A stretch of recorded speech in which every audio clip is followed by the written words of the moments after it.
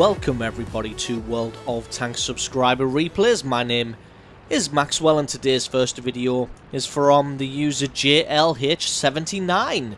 That is JLH79 and he's driving the Jagdpanther 2 on an encounter battle on Himmelsdorf. Jagdpanther 2 being a tier 8 tank destroyer for the Germans. So straight away he's going to be heading to the banana line. And this one is a little bit slow to get started, so that will give me an opportunity to apologise for my recent absence. Those of you who follow me on Twitter or the live streams will know that I very recently moved house. So that has taken up quite a lot of time. Incidentally, if you do want to keep up to date with goings on, the best idea is to follow me on Twitter. You can find that in the description below this video. So not only have I been moving house though, but I figured out what my World of Tanks crashing problems were. It was my CPU overheating. So been waiting for a new CPU cooler to arrive before I can make any more content. But with this video going out now, this marks the return of regular videos. Don't worry, I wasn't planning on going anywhere. Just had a very brief bit of time off for moving house and having a broken CPU cooler. So now that that is all sorted, content will resume as normal, which is a World of Tanks video at least every day, and then Minecraft and other content to fill in the gaps. So he had taken up a position on the banana road there on the number 8 line, but 7-8 line, but saw that nobody was really pushing down here. It looks like the majority of the enemy team is still up on this hill. Turning circle of the Jagdpanther 2, not very legendary. Also, climb speed not very good, so we're just going to turn this one up a little bit until he gets into the action. Finds an AFK Super Pershing. Although he's not sure if he's AFK to begin with. Thought he may have just been guarding the area, but no, he is indeed AFK. So just going to feast on some free experience here. See, already getting a nice bit of damage onto him. Unfortunately, just fires at the upper plate for some reason that time, and that one doesn't quite go through. And basically all he's going to do here is just feast on this guy's hit points and take him out. Unfortunately for him, though, he has been spotted doing this, so the Su-14-2 was waiting. Unfortunately, the 14-2 still fired way too early and missed that one, unfortunately, and JLH was able to get a shot back and take him out. Now going to be trying to duel with this Hellcat. Hellcat trying to make a run for it. Fires a little bit too late there, a little bit unusual to take a shot in that situation, but I think he's done what he can from the rear. The enemy team has now pushed all the way over the top of the hill and is well on the other side. Hellcat is coming back, so GLH decides to drop back and cover off the other road. There is still a Hummel over there somewhere. Haven't seen him recently. Knows that the Hellcat's either going to be guarding the Hummel or is going to come flying past this road any second now. So just got to be finger on the trigger and be careful and wait for that one. Gets around the corner. Does see the Hellcat was trying to guard the Hummel there, but no, actually he wasn't. The Hellcat was on the left-hand side. That was a Hummel and an M12. Hellcat just doing his best to try and get the hell out of here. Really should have carried on running rather than trying to duel with the Jagdpanther 2 here. I'm starting to think that the M12 could be AFK or just really not situationally aware whatsoever, as he didn't lend any help whatsoever to his ally there as he was taken apart. JLH quickly picks up kill number 5. Only lost a few hit points to that Hellcat. Like I said, Hellcat should have carried on running there. Tried to live to fight another day, but instead tried to duel it out with the Jagdpanther 2 and paid the price for it. Ooh, one shot does land in the rear there from another low health Hellcat. Looks like the enemy team is spawning low health Hellcats. So GLH going to get around the corner to try and take him out, but it looks like the Hellcat's done the smart thing and taken that little right turn. Luckily GLH will have faded in the fog of war. Is laying in wait, takes him out and picks up kill number 6. This one was a little bit slow to get started, but then it's pretty fast and pretty furious. Allied team going for a base cap there, but Enemy team not going to allow that one to proceed.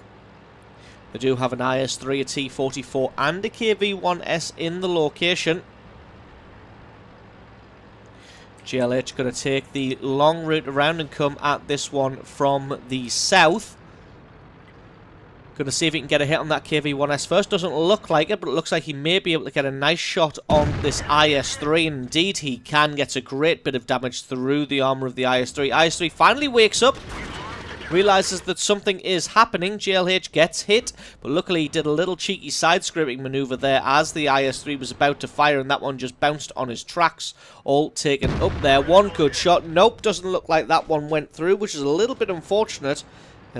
Should have really put that one through the front plate of the IS-3 there with the massive, massive penetration that this gun has for a Tier 8 tank destroyer. If we take a very quick look at that, I'm pretty sure it's about 246mm of penetration. Indeed it is. IS-3 doing his best to just hunker down here. The Hellcat doesn't want to be the first one in because he'll get destroyed. Oh, very unfortunate to hit the wrong front plate of the IS-3, and this IS-3 finally gets some damage back onto GLH. Hellcat uses this opportunity to move in, considering that the IS-3 has fired, although the Hellcat plants that one into the rubble rather than the IS-3's armour. GLH taking a wide berth here. Takes another big hit from that IS-3, but he should be able to finish him off, and indeed he does. And that's kill number 7. And that just leaves this KV-1S, who has now fired. Still got to play this one carefully, though, because if KV-1S gets an opportunity, he will be able to take out GLH in his Jagdpanther 2. Trying to get a shot through the train cars here. Doesn't look like he can find anything, so he's going to have to take the long route around, unfortunately. But doesn't look like there's anybody else here to threaten apart from that Hellcat. Looks like GLH may get this one. Indeed he does. That is a well-deserved Radley Walters medal. 3,500 points of damage, and the Allied team still stubbornly trying to complete that base capture, even though there was only 2 tanks left. So absolutely awesome replay there from GLH79 driving the Jagdpanther 2. Thank you very much for sending that one in. Don't forget to stick around, because as always, the score screens and another game are coming right up.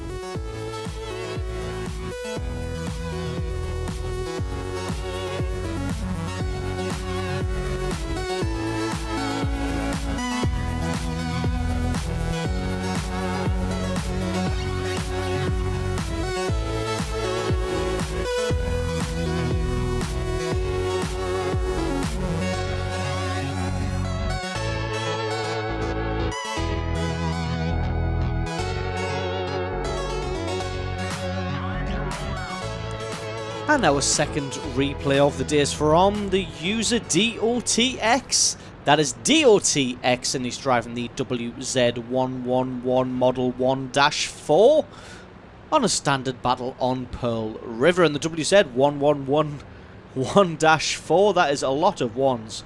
I think from now on we'll just call it the WZ, but it is a Tier 9 heavy tank for the Chinese.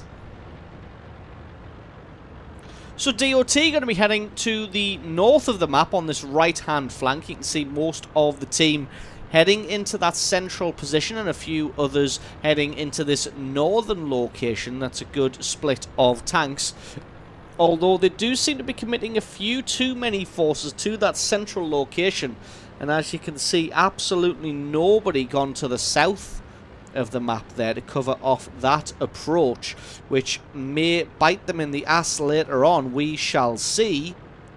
DOT realising that there's more than enough tanks in this area to take this road, so he's going to move up along here and maybe try and get some flanking action on the go against some of the tanks in this location. Realising that he's not really going to be needed on that right hand side in the north. But because this central road area is quite a severe choke point, they're going to have to win this battle as quickly as possible in an effort to get back and defend the base. Hopefully, the enemy team makes a cautious approach along there, and that would mean that the Allies would have enough time to get back should something go wrong. Spots out a T-54E1 here. Looks like he may actually be reloading, as he hasn't unleashed a shot as of yet. So may have caught him completely by surprise there. Did have one shot, But DOT just says, nope, not today, and takes him out. Looks like nobody really in the centre here is very situationally aware. None of them realised that that T-54E1 did just get taken out by a WZ. And they have all just neglected this side here as if they're wearing tunnel vision blinkers. So DOT was able to get a lovely bit of damage through the side of that E75. Is able to do exactly the same thing to Tortoise, because again he had no idea what was actually happening in the battle. And it looks like this T30 also not really aware of what's going on. Very unfortunate there to land on the very top of the T30's turret. Not quite able to get a damaging shot onto him, but again just totally neglecting this side of the battlefield. Does got to have realised that there's somebody behind him now as he takes a huge hit through his rear armour. Now he's finally swinging his gun onto target, but it looks like this enemy team can only really think about one thing at once, because while he's got his gun fully pointed at DOT here, a T-34 just approaches him from the front and takes him out. Unfortunately for the T-34, he did take a shot from the E-75 for his trouble. And DOT's not able to hang around and try and take out that E-75, as you did hear the air raid siren go off to indicate that the base was being captured. Excuse me. So DOT's going to make a move to drop back and see who he can find. There is an E-50 threatening from the rear now. So DOT decides that he's going to go and help out here, as there is an IS getting sandwiched by that E-75 and the E-50. If he can get up behind this E-50, he can do some significant damage. Does get a beautiful shot through the rear of that E-50 there to get a nice chunk of damage. That IS also gets a great bit of damage in return. Also onto the E-50, who's just lost about 1,000 of his hit points there. Can he land another one just on the top? No, he can't. You could only see the very top of the E-50's turret, and he was moving at some speed there. IS did get taken out by the E-75. Type 59 has turned up now, but decides to shoot the corpse that is in front of DOT, and DOT just using the mass of his heavy tank to block off either side here to stop either of these tanks getting through and getting past him. He does get immobilized here, doesn't want to use his repair kit just in case he needs it later on. That E-50 has now gotten through, but he refused to take his gun off target of that Type 59, as that Type 59 was a one-shot, and it's always best to get a gun out of the battle as quickly as possible. Not going to let up on this E-50 here, although the E-50 has immobilized him, but luckily an AMX 1390 has come in for the equalization, and he is able to get the kill on the E-50 and take him out. So a really nice piece of play there, blocking off the medium tanks from getting around beside him, and also keeping his gun trained on the Type 59 there, so that the Type 59 wasn't going to survive. Always best to get as many tanks out of the battle as quickly as possible. Always in a one-on-one situation like that, well, it was a 2v1 situation like that, always best to get one of those tanks out of the equation as quickly as possible. Got a nice hit on this Object 704. It's going to rock forwards and backwards, going to try and lure that Object 704 into firing. Does this tank have much of a gun mantle? It does a little bit. So we're going to try and lure the Object 704 into fire. It looks like the Object 704's turned to look at the AMX 1390. Unfortunately, the weird sloping of this Object 704 means that shot has bounced now. The Object 704 is advancing forwards. Long reload of the gun of the WZ. Not quite able to take advantage of the full side armor of the object as it was coming forwards. And that one, unfortunately, was a 0 damage critical. The AMX 1390 has now decided to advance. I'm not really sure where the Object 704 was going. He could see that AMX 1390 coming in from his left-hand side, but decided to turn to his right-hand side for some reason. A little bit mystified by that one. He should get taken out by the AMX now, and indeed he does. Enemy AMX 1390 landed a shot onto his ammo rack, did take a snapshot because that's all he had as the AMX 1390 was backing off. Unfortunately, that one missed. He did use his repair kit to now fix his ammo rack. If he'd used that earlier in the duel with the E-50 and the Type 59, he would have now had to contend with an even longer reloads. Looks like he is able to get away with that one.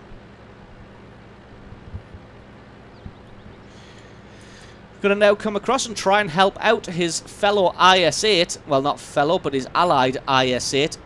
In a one-on-one duel in close quarters like that, an AMX 1390 is probably going to have the best of that situation, using his speed, his agility and his small stature to just run rings around that IS-8. But will he be in time? Zooms in way too early there, and the IS-8 gets taken out. Luckily, does still finally able to get the kill on the AMX 1390. A T-34-2 has now turned up. He's able to put a huge shot through the front of the WZ here, but he is going to be a one-shot as he falls back. He's well aware of it, and he's playing very cagey. Doesn't quite have the gun depression, but the T-34-2 did present his commander's hatch, and DOT is able to take him out to pick up kill number 5 now. The MX 1390 has found the Waffenträger. He is still in and around the enemy base, covering off that one. He did get taken out. Now DOT is going to try and get into position. So it's now himself versus a Waffenträger and a Batchat artillery. Has one shot at the last known position of the Batchat and then decides to drop back out of this location. Doesn't want to try assaulting into the enemy base. As you can see, they've clearly got it covered. The Waffenträger Panzer IV is in a very high commanding position and is able to oversee the whole of the enemy cap circle there. So if DOT did try to attack into that, oh, finds the Batchat. What a stroke of luck. Takes him out, and that is kill number 6. But as I was saying, if he did decide to assault into the enemy base there, he would have been taken out by that Waffenträger. And that looks like a nice little fake out by DOT there. Obviously, he was spotted because of that Batchat there, but then made it look like he was going to drive up along that road. Then when his camo kicks back in, spun all the way around and is going to take the lower road instead. It's only really going to come into effect if the Waffenträger has some allies that were watching the Batchat and can inform them of his maneuvers. Has the HE, the high explosive shells, loaded. Going to try and put one through the gun shield of the Waffenträger and do some extreme damage. As you can see, that high explosive does 640 points of damage if it gets a penetration. Although, unfortunately, if you can see there, the Waffenträger was last spotted with 1,340 hit points, and himself only has 96. So, any hit from the Waffenträger is going to destroy DOT and his WZ, and he's going to have to land at least 2 high-rolled shots of high explosive shells here to be able to take out the Waffenträger. 3 shots if he doesn't roll high. Did get spotted as he went past his own base there, so we can almost assume that the Waffenträger... There we go, he's gone in for a cap for some reason. It looks like he's decided to try and charge him down. Only has 867 hit points left, so the AMX 1390 must have shaved some of those off. He's still going to require 2 shots though, but he doesn't have to roll high rolls. He can just get average rolls to be able to do this damage. Gets 1 good hit, sets him on fire, but unfortunately he has got an automatic fire extinguisher. The Waffenträger fired his shot and only takes out the tracks. It looks like DOT may have the reload on this one. He doesn't, but the Waffenträger fires, fluffs his shot, and it bounces on the side of the turret, and DOTX is able to take his shot, take him out, win the game for his team. 7 kills, 7,000 points of damage, and the victory. So absolutely awesome replay there from DOTX, showing his skills under pressure there, and winning that one for his team, coming up big in the end. So awesome replay from you. Thank you very much for sending that one in. Don't forget, guys, if you've got yourself a good replay, then send that in to replay@screenreality.com. The link for that is in the description. Just attach the replay file or the link to the What Replay website to the email, and I can check that one out for you. And don't forget, guys, if you enjoyed this video, you found it amusing, entertaining, you learned something, then think about hitting that subscribe button, because there's a lot more World of Tanks content on this channel. I've been Maxwell, this has been World of Tanks, and I will catch you guys next time.